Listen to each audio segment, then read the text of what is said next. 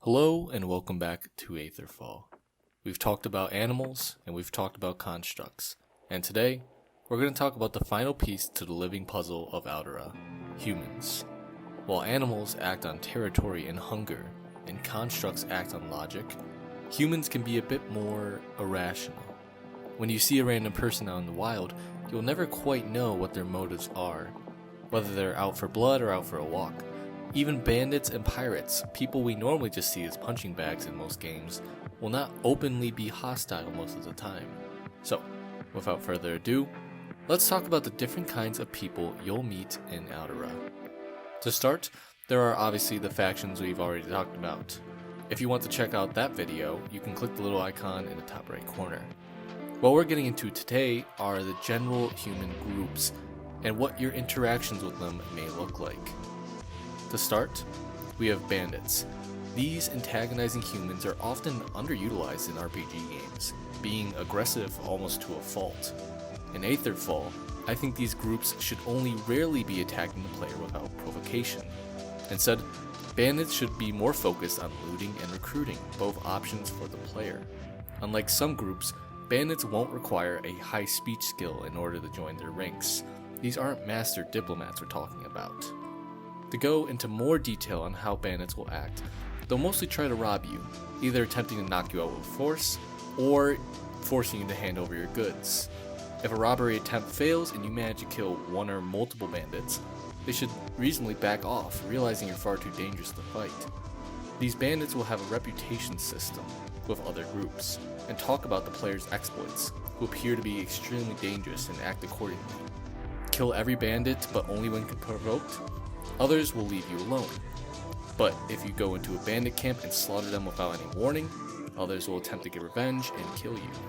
On top of these two features, bandits should be a bit more complicated and have a bit more story for the player to find out. Their relationships with each other in the outside world, their history, what religions they believe in, all of it. Make them actually human. While they may loot and live in camps instead of towns and cities, they still have lives and just want to survive. Most not being sadistic or evil. Take games like Fallout 4 or Skyrim. In those games, bandits are just always aggressive. You can't really interact with them. Sure, there are rare occasions, but for the most part, you see the name bandit, you know, easy human kill. Moving on, there are pirates. These are very similar to bandits. The group's main difference is that they use boats or small islands as their homes instead of camps. Then, we have mercenaries. These can range from members of different mercenary organizations to small teams to lone operatives. Mercenaries aren't normally aggressive unless the player has a bounty on their head, but will turn hostile if you trespass in their homes or camps. Like bandits and pirates, you can join mercenaries, or if you take on bounties, become your own. Since mercenaries are typically more organized and resourceful than bandits, they have many more unique roles, such as architects who build and maintain constructs, armorers, medics, and more. Townsfolk. The last group of non-faction humans, these people will run away from most dangers, and only a select brave few, or dumb few, are willing to fight when opportunity arises. Townfolk, and by extensions towns, will have their own reputation systems, and will either praise or exile players based on their actions. Nomadian residents are, on average, much stronger than their normal human counterparts, but beyond that, act fairly similar. That will do it for this episode, as we conclude our mini-series regarding living creatures.